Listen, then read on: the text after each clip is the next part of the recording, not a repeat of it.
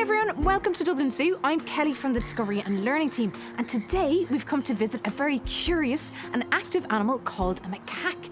Can you repeat the name of the animal with me? I'll say it once and then you can try. Macaque. Well done. So we are going to be investigating or finding out all about our macaques that we have on our islands here. So we have Sulawesi crested macaques here at Dublin Zoo. Their name comes from where they come from in the wild because they live on an island called Sulawesi in Indonesia. And the crested part of their name comes from the strange looking hair that they have on their head that stands up tall. A bit like the zookeepers have shaped it into a special hairstyle, but they haven't. It's just what they naturally have. So the name Sulawesi comes from where they come from the wild, and crested because of the strange haircut they have on their heads. Now, our zookeepers here at Dublin Zoo are just about to give our group of macaques a scatter feed. So let's see how they react.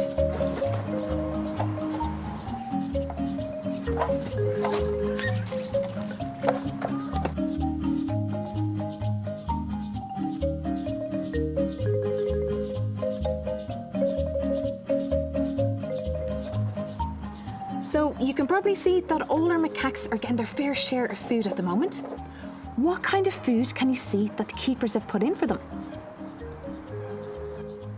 So I can spot some celery and carrots, some turnip, some melon. So there's a huge variety of fruit and vegetables that they have in there at the moment. And this is because they are herbivores or plant eaters. So most of their diet is made up of plants. So here, we've got a scoop of some of the food that they're eating at the moment. We've got carrots, we've got some apples, we've got some tomatoes, there's broccoli, there's banana, and there's lots of seeds in the food that they're eating at the moment. Now that tells us something about their role or their job in the rainforest where they live in the wild. These guys are really, really important as seed dispersers, and seeds are the things that help plants and trees grow. So what happens is, a macaque comes along, they eat some of the fruit, they eat some of the seeds, it passes into their tummy, and then it comes out the other side in their poop.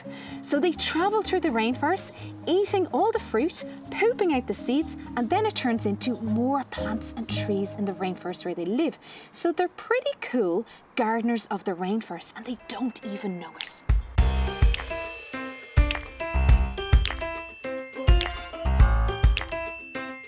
Now what they'll do is, if they want to save their food till later on, if they want to keep it all to themselves, or if there was a danger in the rainforest, then they might start storing it in their special treat pouches, a bit like this. So they'll place all their food in their mouth, they'll fill it all up, and they'll store it there till later on when they're safe and they can eat it all to themselves. In the wild, our Sulawesi crested macaques live in rainforests where it can be very, very dark. So why do you think they have a dark coloured body? How might that help them? Well done for your guesses. So their dark coloured body helps them to camouflage or blend into their environment in the wild. And this keeps them nice and hidden and protected from predators or other dangers that might be about. But the thing about macaques is that they're very, very social. They like to live in large groups. And if they're going through the rainforest and it's really, really dark, they also need to be able to follow each other and find each other. So can you find any part of their body that might look like it doesn't have hair in it and isn't dark? So well done if you thought back to them having pink bottoms. So they have pink pads on their bottoms, and they help them find and follow each other in the rainforests. So they're like a big signal to follow through the darkness of the rainforest. They also act as cushions when they sit down, so they're nice and soft.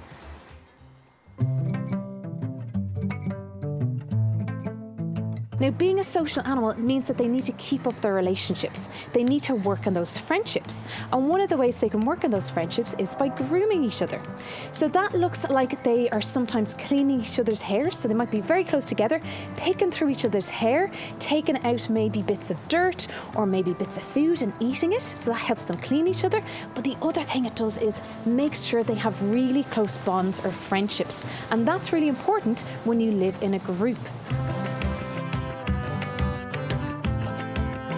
our macaques are crossing over the rope from one island to the other at their home here at Dublin Zoo. So they're surrounded by water on their islands, and that's just like they're surrounded by water in Sulawesi, in the island where they live in Indonesia, and they can't swim. So it's important for them to have a way to cross from their islands at Dublin Zoo across the ropes. And just like they do lots of climbing in the wild, in the rainforest where they live, they can climb across those ropes here at Dublin Zoo. So do all that natural behaviour that they might do in the wild.